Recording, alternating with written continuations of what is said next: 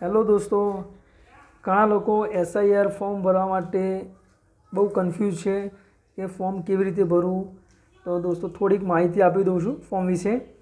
તો ફોર્મ એકદમ ઇઝી છે, ગભરાવાની કોઈ જરૂર નથી. ફોર્મમાં બહુ સરળ ડિટેલ્સ છે.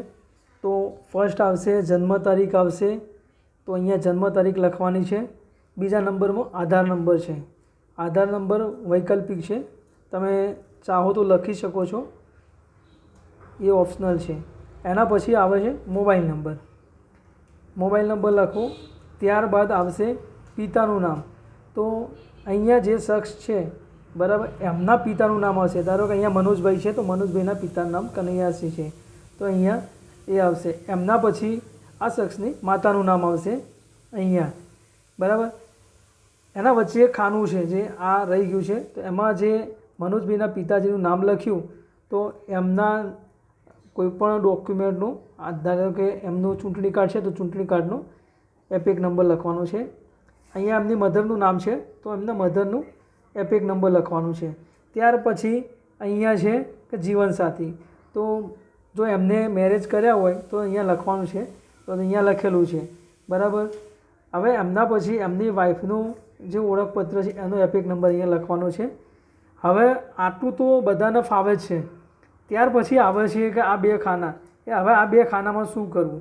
તો દોસ્તો આ બે ખાનાની અંદર બહુ ઇમ્પોર્ટન્ટ વસ્તુ છે કે 2003 પહેલાં જેમનું નામ છે, તો જે લિસ્ટમાં 2003 પહેલાં નામ છે, તો એમની ડિટેલ્સ અહીંયા લખવાની છે.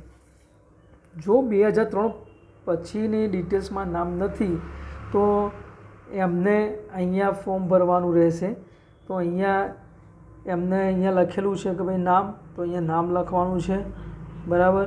પછી અહીંયા મતદાન ઓળખપત્ર, પછી અહીંયા સંબંધી, તો અહીંયા સંબંધીનું નામ લખવાનું છે, સંબંધી સાથેનો સંબંધ લખવાનો છે. જિલ્લો છે, રાજ્ય છે અને વિધાનસભા. ધારો કે આમના ફાધર છે, તો આમનું 2003માં નામ નથી, તો એમના ફાધરનું કાં તો દાદાનું કાં તો દાદીનું કોઈપણનું ડિટેલ્સ લખી શકે છે. જેમનું 2003 પહેલાં નામ હોય એની ડિટેલ્સ અહીંયા લખી શકે છે. તો દોસ્તો આ ફોર્મ ભરવું બહુ ઇઝી છે. લોકોને કન્ફ્યુઝન છે કે આ ફોર્મમાં શું કરવું. બાકી આ જે છે આ સાઈડ જેનું 2003 પહેલાં ડિટેલ્સ નામમાં છે યાદીમાં, એની ડિટેલ્સ અહીંયા ભરવાની છે, બરાબર. એટલે ઘણા લોકો ખોટા વિડીયો બનાવે છે, એમ કહે છે કે ભાઈ અહીંયા કશું જ લખવાનું નથી. તો એવું નથી, આ બી ડિટેલ્સ ફિલ કરવાની છે, પણ તમને પ્રોપર માહિતી હોવી જરૂરી છે. દોસ્તો તો કેવો લાગે વિડીયો માહિતીનો? જો સારો લાગ્યો હોય તો લાઈક, કમેન્ટ અને શેર કરજો. ધન્યવાદ.